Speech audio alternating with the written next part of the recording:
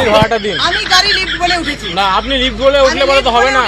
Lift বললে উঠলে তো হবে না। আরে বাহ, টোটো নাকি আপনার মামা বাড়ির প্রাইভেট কার, আর ড্রাইভার কি আপনার পার্সোনাল চ্যাটার্জি কাকা, যে উনি আপনাকে টোটোতে বসিয়ে ফ্রিতে হাওয়া খাইয়ে বেড়াবেন? ও ইয়া বস, দুনিয়ায় কত রকমের মহিলা দেখলাম, কিন্তু ইনি তো একেবারে আজব হিলা। গাড়ির ভাড়াটা দিন। আমি গাড়ি লিফট বলে উঠেছি। এর কথা শুনলে যে মাথায় নিউরন গুলো আছে সেগুলো একদম শর্ট সার্কিট হয়ে যায়। আজকে আপনাদের এমন এক লেডি গ্যাংস্টারের কথা বলবো যে না কিডন্যাপ করে না মার্ডার করে, গরিবের পেটে লাথ মারে, একদম টোটো ভাড়াই মেরে দেয়। গাড়ির ভাড়াটা দিন। আমি গাড়ি লিফট বলে উঠেছি। বাহ ম্যাডাম, টোটোর গায়ে কি কোথাও লেখা আছে যে ফ্রি পরিবহন সেবা, নাকি ড্রাইভার ভাইটা গলায় বোর্ড টানায় ঘুরতে আছে যে দয়া করে আমাকে লুটুন?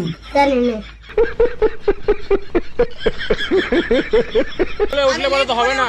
লিফট বললে উঠলে তো হবে না। টোটো কি আর চার চাকার প্রাইভেট কার যে আপনি হাত নাড়ালেন আর উনি আপনাকে আদর করে বিরিয়ানি খাওয়াতে নিয়ে গেলেন? টোটো হলো পাবলিক ট্রান্সপোর্ট, কোনো অনাথ আশ্রমের লঙ্গরখানা না।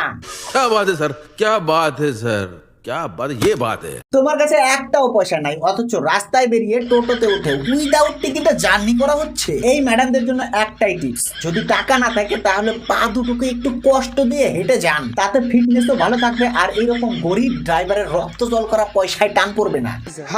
আর তাছাড়া তো আছে, রাজ্য সরকার তোমাদের জন্য বাস ফ্রি করে দিয়েছে, সেখানে গিয়ে মরতে পারো না? আমরা গরিব মানুষ, আমরা গাড়ি চালিয়ে খাই, আপনাকে ভাড়া দিতে হবে।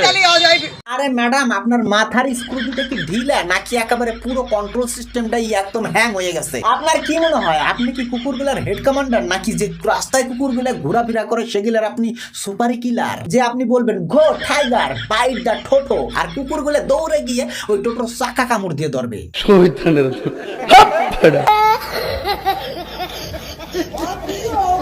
এরকম করলে তো হবে না, এগুলো হচ্ছে পাগলামো না, এগুলো বদমাইশ। দিদি ভাড়া।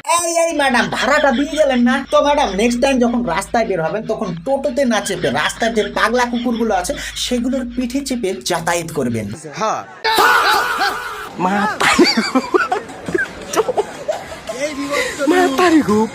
বাঘা যতীনের ডিজে অরুণের আবার কোন বাগে পোদ মেরে চলে গেল, যেইভাবে পেট নৃত্য করে নিজের 7 মাসে 7 ভক্ষণের স্বাদ উপভোগ করছে।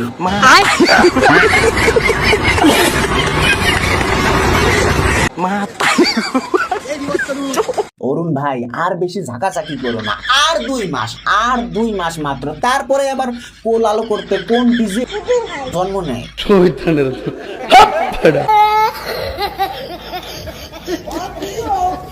ডিজে অরুণ পেট ফুলিয়ে গিটার ধরার ভঙ্গি করে নাচছে। আমরা জানি আনন্দ করে নাচলে পরে আমাদের মন ভালো থাকে, কিন্তু আমাদের ডিজে অরুণ প্রমাণ করে দিল মনের সাথে পেটটাও অনেক ভালো থাকে, একদম 8 মাসের গর্ভবতীর মতো।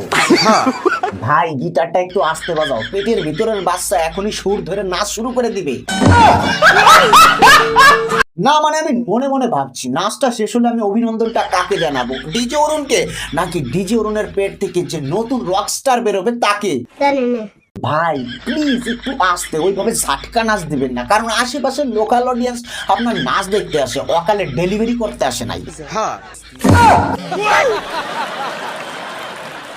তো বন্ধুরা আজকের মতো এতটুকু। ভিডিওটা ভালো লাগলে একটা লাইক করো আর বন্ধুদের সাথে শেয়ার করে দাও, আর হ্যাঁ এরকম মজাদার ভিডিও পাওয়ার জন্য চ্যানেলটি সাবস্ক্রাইব করে নিও। আর একটা কথা, টোটোওয়ালাদের জন্য, আপনারা যদি এরকম গ্যাংস্টার মহিলা দেখেন তাহলে কেউ তাদের টোটোতে চড়াবেন না, চড়ানোর আগে বলে নেবেন যে আমাদের ভাড়াটা আগে দাও, ঠিক আছে? তো টাটা বাই বাই, দেখা হচ্ছে পরের ভিডিওতে।